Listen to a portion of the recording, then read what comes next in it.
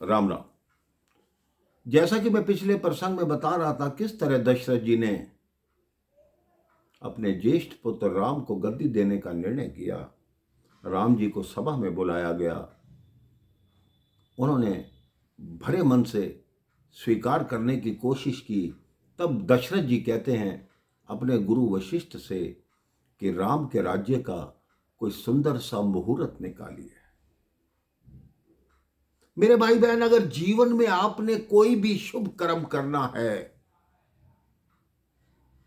तो उसके मुहूर्त को मत देखिए,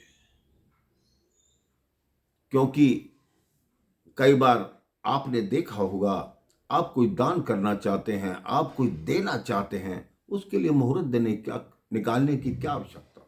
जो करना है तुरंत कीजिए।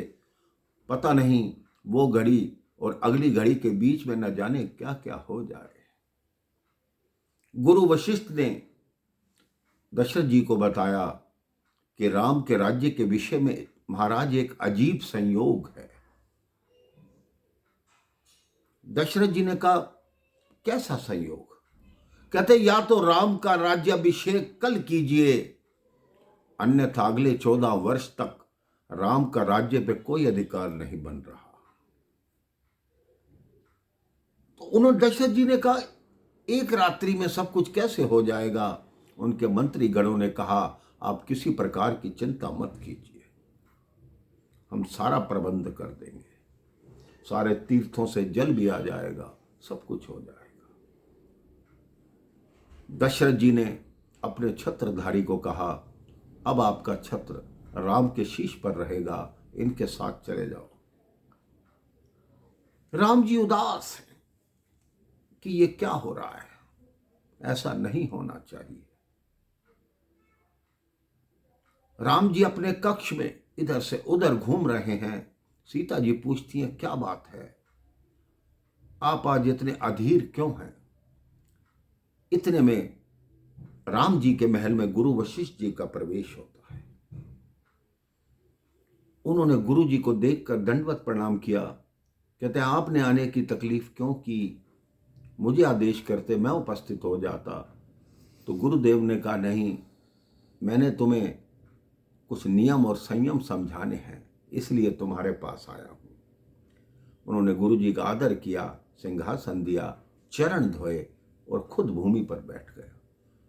गुरुदेव ने कहा, कर आपका अभिषेक होना है, जो राजा बनना होता है उसके लिए ये नियम और ये संयम है। सारे राम जी को समझाए। राम जी ने सिर झुकाकर सारे स्वीकार किए। गुरुदेव चले गए। राम जी फिर भी अधीर है। मां सीता कहती है, क्या बात है, आपके मुखमंडल पर ऐसी निराशा क्यों है? आप तो राजा बनने वाले हैं, मैं महारानी बनूंगी, फिर भी आप निराश हैं। मेरे भाई बहन, कोई आज का व्यक्ति होता ना, उसको पता होगा कि मैं ये चुनाव लड़ रहा हूं, चुनाव जीतूंगा और सीधा मंत्री बनूंगा, वो खुशी से नाचने लगता। लेकिन वो त्रेता युग की बात थी मेरे भाई बहन। बड़ा भाई ये सोचता है कि जब चारों का जन्म एक साथ हुआ, चारों की दीक्षा एक साथ हुई, चारों का विवाह एक साथ हुआ, तो आज मेरा राज्याभिषेक है और मेरे 2 भाई यहां उपस्थित ही नहीं हैं, तो बताओ मेरे राज्याभिषेक का क्या लाभ? इससे बड़ा तो ये होता कि भरत को गद्दी दी जाती। मैं तो फिर भी उससे बड़ा हूं। लोग मुझे ये कहते, देखो ये राजा का बड़ा भाई है। ये कैसा नियम बनाया हुआ है संसार ने कि बड़े भाई को ही गद्दी मिलेगी। सीता जी राम जी की तरफ देखकर आश्चर्यचकित रहती हैं कि कितने सुंदर विचार है और अपने भाइयों से कितना प्रेम करते हैं श्री राम। सारे नगर में ढिंडोरा पीटा जा रहा है कि कल का सूर्योदय होगा, राम को राज्याभिषेक होगा। लेकिन किसी को क्या पता कल का सूर्योदय कैसा होगा? मेरे भाई बहन, एक रात्रि में क्या से क्या हो सकता है मेरे भाई बहन, ये हमें रामायण सिखाती है। हमें रामायण सिखाती है कि संबंधों की मर्यादा किस तरह निभानी चाहिए, संबंधों को कैसा महत्व देना चाहिए, एक पत्नी का पति के प्रति क्या कर्तव्य है, एक भाई का भाई के साथ कैसा प्रेम होना चाहिए, एक भक्त का भगवान के साथ कैसा स्नेह होना चाहिए। बस अभी इतना ही, बाकी मैं आपको अगले प्रसंग में बताऊंगा। राम राम, जय श्री राम।